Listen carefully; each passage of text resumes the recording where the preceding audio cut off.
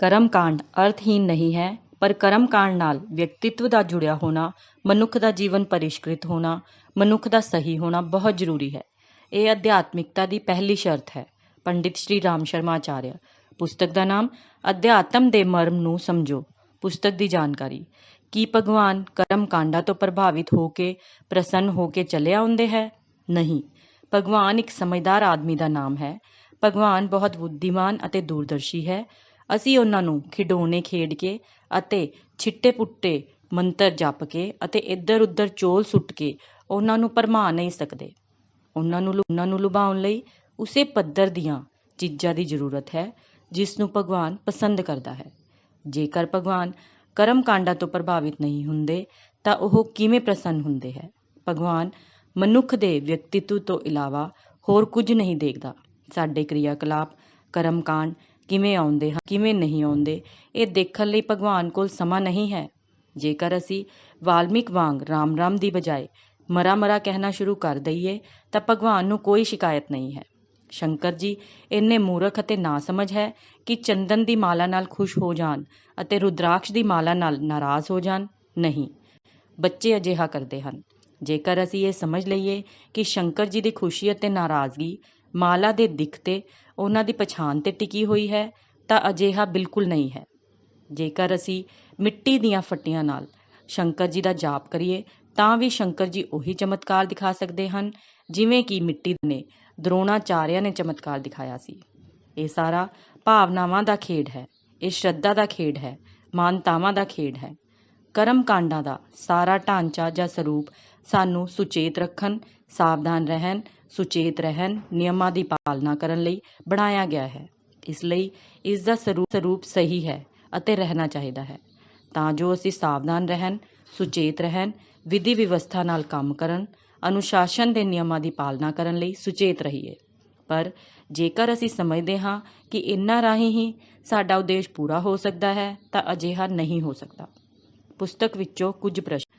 ਕਰਮ ਕਾਂਡ ਕੀ ਹੈ? ਕਰਮ ਕਾਂਡ ਦਾ ਉਦੇਸ਼ ਕੀ ਹੈ? ਅਧਿਆਤਮ ਵਿੱਚ ਕਰਮ ਕਾਂਡ ਦਾ ਤਾਲਮੇਲ ਕਿਵੇਂ ਕਰੀਏ? ਤੁਹਾਡੇ ਸਾਹਮਣੇ ਪੇਸ਼ ਹੈ ਇੱਕ ਛੋਟੀ ਜਿਹੀ ਪੁਸਤਕ ਜੋ ਢੁਕਵੇਂ ਸਵਾਲਾਂ ਦੇ ਜਵਾਬ ਦੇਣ ਦੇ ਨਾਲ ਨਾਲ ਅਧਿਆਤਮ ਵਿੱਚ ਕਰਮ ਕਾਂਡ, ਭਾਵ ਯੋਗ, ਕਿਰਿਆ ਯੋਗ ਦੇ ਮਹੱਤਵ ਅਤੇ ਤਾਲਮੇਲ ਬਾਰੇ ਵਿਸਥਾਰ ਵਿੱਚ ਚਰਚਾ ਕਰਦੀ ਹੈ। ਪੁਸਤਕ ਦੇ ਕੁਝ ਅੰਸ਼। ਕਿਰਿਆ ਦੇ ਨਾਲ ਨਾਲ ਭਾਵ। ਕਿਰਿਆ ਆਪਣੇ ਆਪ ਵਿੱਚ ਮਹੱਤਵਪੂਰਨ ਹੈ, ਪਰ ਇਸ ਦੇ ਨਾਲ ਭਾਵ ਯੋਗ ਦਾ ਤਾਲਮੇਲ ਵਧੇਰੇ ਮਹੱਤਵਪੂਰਨ ਹੈ।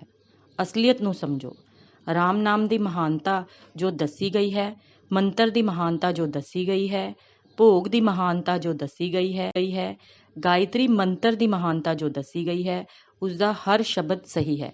ਪਰ ਜੇਕਰ ਤੁਸੀਂ ਕੇਵਲ ਕਰਮ ਕਾਂਡਾਂ ਦੇ ਆਧਾਰ ਤੇ ਗਾਇਤਰੀ ਮੰਤਰ ਦਾ ਚਮਤਕਾਰ ਦੇਖਣਾ ਚਾਹੁੰਦੇ ਹੋ ਤਾਂ ਮੈਂ ਤੁਹਾਨੂੰ ਦੱਸਾਂਗਾ ਕਿ ਇਸਦਾ ਹਰ ਅੱਖਰ ਗਲਤ ਹੈ, ਝੂਠਾ ਹੈ। ਕਰਮ ਕਾਂਡ ਅਤੇ ਭਾਵਨਾਵਾਂ ਦਾ ਤਾਲਮੇਲ। ਤੁਹਾਨੂੰ ਕਰਮ ਭਾਵ ਯੋਗ ਵਿੱਚ ਅੰਤਰ ਅਤੇ ਤਾਲਮੇਲ ਨੂੰ ਸਮਝਣਾ ਹੋਵੇਗਾ। ਜੇਕਰ ਅਧਿਆਤਮ ਦੇ ਮਾਰਗ ਤੇ ਚੱਲਣਾ ਹੈ ਤਾਂ ਦੋਵੇਂ ਕਦਮ ਇਕੱਠੇ ਚੱਲ ਕੇ ਹੀ ਮੰਜ਼ਿਲ ਨੂੰ ਪਾਰ ਕੀਤਾ ਜਾ ਸਕਦਾ ਹੈ। ਇੱਕ ਕਦਮ ਨਾਲ ਮੰਜ਼ਿਲ ਨੂੰ ਪਾਰ ਨਹੀਂ ਕੀਤਾ ਜਾ ਸਕਦਾ। ਗਹਿਰਾ ਕੁਸੰਸਕਾਰ।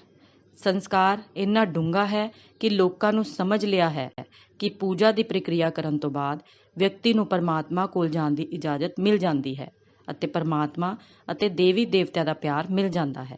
ਅਸੀਂ ਇਸ ਨੂੰ ਭਗਤੀ ਯੋਗ ਨਹੀਂ ਕਹਾਂਗੇ ਅਤੇ ਇਸ ਨੂੰ ਮਾੜਾ ਸੰਸਕਾਰ ਕਹਾਂਗੇ ਜਿਸ ਨੂੰ ਤੁਸੀਂ ਸਭ ਕੁਝ ਮੰਨ ਲਿਆ ਹੈ।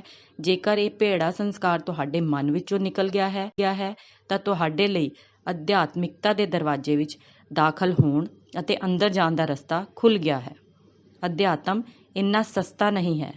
ਅਧਿਆਤਮ ਮਹਿੰਗਾ ਹੈ ਅਤੇ ਤੁਹਾਨੂੰ ਇਸ ਦੀ ਮਹਿੰਗੀ ਕੀਮਤ ਚੁਕਾਉਣ ਲਈ ਤਿਆਰ ਰਹਿਣਾ ਚਾਹੀਦਾ ਹੈ।